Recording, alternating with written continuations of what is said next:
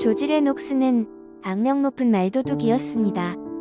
그는 3번이나 같은 죄목으로 교도소에 들어갔고 3번째 복역 중 겨울 동안 광산에서 근무하게 되었습니다. 그런데 그가 일하고 있는 장소는 위험 요소가 많았고 그 사실을 책임 소장에게 보고하여 조사가 이루어졌지만 위험하다는 것이 인정되지 않아 그는 같은 장소에서 계속 일하게 되었습니다. 그런데 그러던 중 갑자기 지붕이 무너져 내렸고 그는 완전히 매몰되었습니다. 이런 상태는 2시간 동안이나 지속되었고 저녁 늦게까지 죄수가 돌아오지 않자 수색을 실시했고 곧 장작더미 아래에서 그가 발견되었습니다. 교도관들은 그를 보자마자 그가 죽었다고 판단했고 지상으로 옮겨서 교도소 의사에게 그를 데려갔지만 의사도 그가 죽었다고 진단을 내렸습니다. 그의 유물들은 병원으로 옮겨졌고 굳어진 시체를 깨끗이 씻겨서 옷을 입혀 매장할 준비를 하고 있었습니다. 그의 관이 준비되어 병원으로 이송되었고 장례식 때 예배를 드릴 목사님이 도착했습니다. 장례식장 집사는 2명의 죄수에게 시체를 들어서 관 속에 넣으라고 지시했고 그들은 지시에 따라서 한 명은 머리를, 다른 한 명은 다리를 들어 무거운 몸뚱이를 들어 올렸습니다. 그런데 머리 쪽을 들고 있던 죄수가 실수로 무엇인가에 걸려 비틀거렸고 중심을 잃어 시체를 바닥에 떨어뜨리고 말았습니다. 그러자 그 시체의 머리가 마룻바닥에 부딪혔는데 순간 모든 사람들이 깜짝 놀랄 정도의 깊은 신음소리가 들려왔습니다. 그리고 그 시체는 눈을 떴고 다시 살아있는 모습으로 돌아왔습니다. 그렇게 조지 레녹스는 48시간 만에 다시 살아난 것입니다. 그리고 그 후 약 30분 뒤에야 의사가 도착했습니다. 의사는 믿을 수 없는 표정으로 물을 마시고 있는 조지 레녹스를 바라봤고 곧바로 그를 담으려 했던 관이 치워졌습니다. 그리고 조지 레녹스는 그날 있었던 일들을 이렇게 기억하고 있었습니다. 나는 아침 내내 불길한 예감이 들었습니다. 무서운 뭔가가 일어날 것만 같았죠. 난 정말 감정이 너무 불안해서 간부에게 달려가 내가 지금 느끼고 있는 것을 말했고 석탄을 파고 있는 곳에 와서 조사 좀 해달라고 부탁을 했습니다. 그는 철저히 조사를 한 것 같은 모습으로 돌아오더니 나보고 돌아가서 일을 계속하라는 것이었습니다. 위험은 전혀 없다면서 말이죠. 나는 돌아가서 다시 일을 했고 1시간 가까이 뭔가를 계속 파내고 있었죠. 그런데 갑자기 매우 어두워졌어요. 그때 거대한 철문이 열리더니 내가 그 속으로 빨려 들어가는 것 같은 기분이 들었습니다. 그리고 난 내가 죽었고 다른 세상에 왔다는 것을 알았어요. 나는 아무도 볼 수 없었고 어떤 소리도 들을 수 없었어요. 내가 모르는 뭔가에 의해 나는 그 입구로부터 뒤로 물러나기 시작했습니다. 그리고 먼 거리를 걷고 나자 어떤 넓은 강둑에 이르게 되었습니다. 어둡지는 않았지만 그렇다고 빛은 보이지 않았습니다. 별이 떠있는 밤 정도의 그런 밝기였습니다. 나는 이 강둑에 오래 남아있지 않았어요. 곧바로 물에서 노젓는 소리를 들을 수 있었습니다. 나룻배에 어떤 사람이 내가 서 있는 곳까지 노를 저었습니다. 나는 말을 할 수가 없었습니다.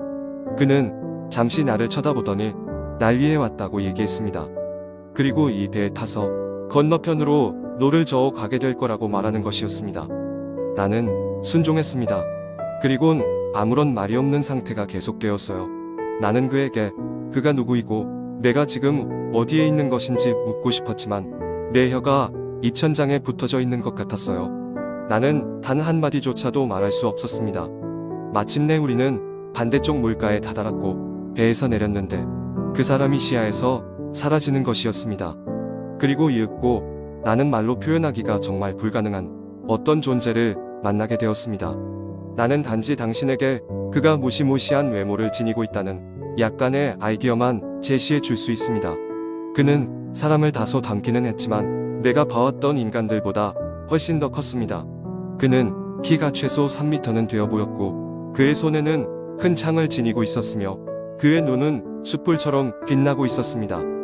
그의 목소리는 동물원에 있는 사자의 으르렁거리는 소리보다 훨씬 더 컸는데 살면서 실제로 그런 음성을 들어본 적은 없었습니다. 나는 그를 보자마자 사시나무 떨듯 벌벌 떨었습니다.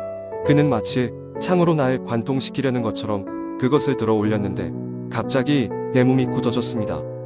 그는 소름 끼치는 음성으로 자기를 따라올 것을 명령했습니다. 그는 나의 여정을 인도하려고 보내진 존재였고 전 따라갔습니다.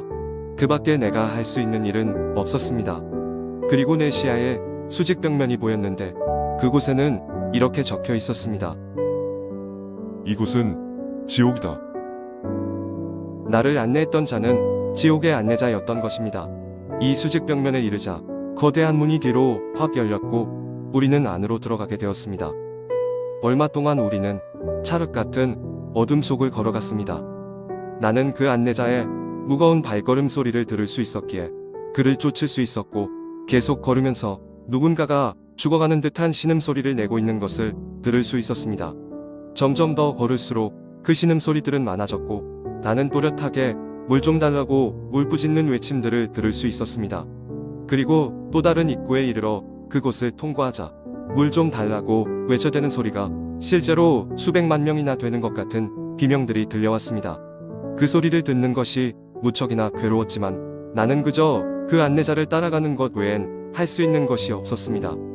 이윽고 우리는 또 다른 거대한 문 앞에 도착했고 그 문이 열리자 어떠한 광활한 벌판이 눈앞에 펼쳐졌습니다.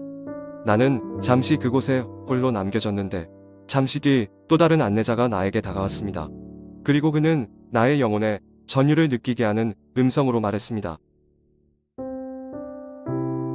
너는 지옥에 있게 된다. 널 위한 모든 희망은 사라졌다.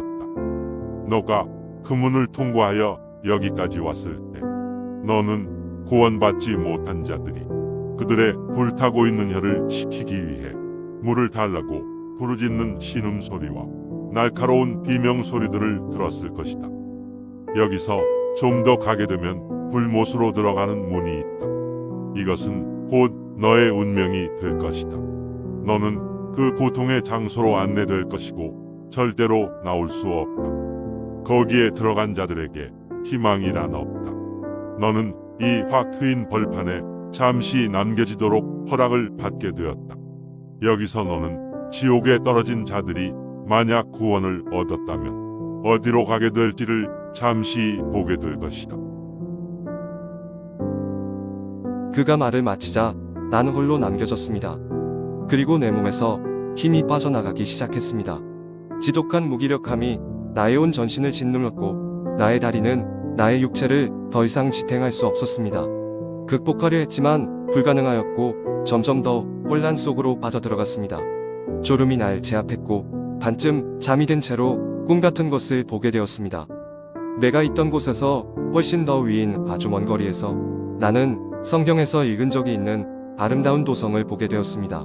벽옥으로 된 그 벽은 얼마나 신비롭고 아름다운지 말로는 표현조차 할 수 없을 정도였습니다. 그 먼 거리에 있는 것을 향해 손을 내뻗어 휘저으면서 나는 아름다운 꽃으로 뒤덮여져 있는 광활한 병원을 봤습니다. 또 나는 생명수강과 유리바다를 보았습니다. 수많은 천사들이 그 도성의 입구를 드나들고 있었고 찬양을 부르고 있었는데 너무나 아름다운 노래였습니다. 너무나 아름다워 지금도 부드러운 산들바람이 그 사랑스런 꽃들의 향기를 싣고 풍겨져 나오는 것만 같고 지금도 그곳에 있던 천사들의 달콤한 노랫가락이 귀에 생생히 들리는 것만 같습니다. 그 도성의 시민들 중에서 나는 나의 사랑스런 어머니를 보았습니다. 어머니는 나의 사악함 때문에 마음고생하시다가 몇 년 전에 돌아가신 분이었는데 그녀는 날 바라보았고 자기에게 오라고 손짓을 하는 것 같았습니다. 그러나 난 움직일 수 없었습니다. 나를 밑으로 짓누르는 커다란 중력 같은 것을 느꼈습니다. 그리고 그 순간 전 다시 그 들판에 놓여지게 되었습니다. 그리고 다시 처음 만났던 그 안내자를 따라 어두운 통로로 들어갔습니다. 우리는 그 통로 옆으로 열려져 있는 어떤 문에 이르게 되었고 함께 그곳으로 들어갔습니다. 내 앞에는 불못이 있었습니다. 파도같이 거대한 불의 물결이 서로 부비쳐 흘렀고 커다란 화염 불길이 서로 부딪혀 격렬한 폭풍우에 휩싸인 성난바다의 물결처럼 공중으로 높이 치솟았습니다. 인간들은 그곳을 빠져나오려 발악을 하고 있었고 그들이 외쳐대는 하나님에 대한 저주들은 소름이 끼칠 지경이었으며 물에 대한 그들의 애처로운 부르짖음은 가슴을 찢어지게 만들었습니다. 이 거대한 불못은 구원받지 못한 영혼들의 오열과 통곡 소리로 메아리치고 메아리쳤습니다. 나는 당장 이곳을 빠져나가려고 몸을 돌렸는데 이런 섬뜩한 구절이 눈에 띄었습니다. 이것은 너의 영원한 운명이다. 그리고 영원은 절대로 끝이 없다. 이내 나는 내 발밑에 대지가 무너져 내린다는 것을 느끼기 시작했고 이윽고 내가 불못에 잠기게 되었다는 것을 알게 되었습니다. 형언할 수 없는 물에 대한 갈증이 날 사로잡았고 물을 외치면서 갑자기 내 눈은 그 병원에서 떠졌습니다.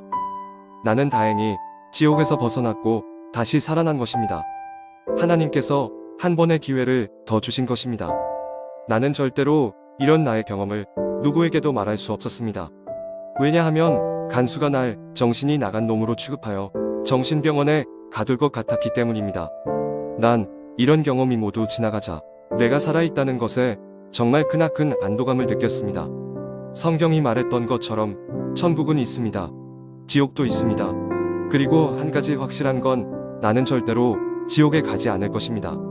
나는 그 병원에서 눈을 뜨자마자 내가 다시 한번 살아있음을 확인했고 그 즉시 나의 마음을 하나님께 드렸습니다. 나는 신앙인으로서 살다가 죽을 것입니다. 지옥의 무시무시한 광경들은 나의 기억에서 절대로 사라지지 않을 것이고 내가 봤던 천국의 아름다운 것들도 절대로 잊을 수 없을 것입니다. 그리고 나는 나의 사랑스러운 어머니를 만나러 갈 것입니다. 사람들이 도저히 상상할 수 없는 아름다움과 향기로운 꽃들이 만발해 있는 골짜기를 천사들과 함께 돌아다닐 것입니다. 또 구원받은 성도들의 찬양 소리를 들을 것입니다. 이런 모든 것들은 제가 감옥에 오기 전 지상에서 느낄 수 있었던 어떠한 육체적 쾌락과도 비교할 수 없는 그 이상의 것들이었습니다. 나는 함께 범죄를 저질렀던 이들과 다시는 어울리지 않을 것이며 형기를 맞춰 다시 자유인이 되었을 때는 좋은 사람들과 사귈 것입니다. 그리고 제가 만나는 사람들에게 천국과 지옥이 존재한다고 말하고 다닐 것입니다.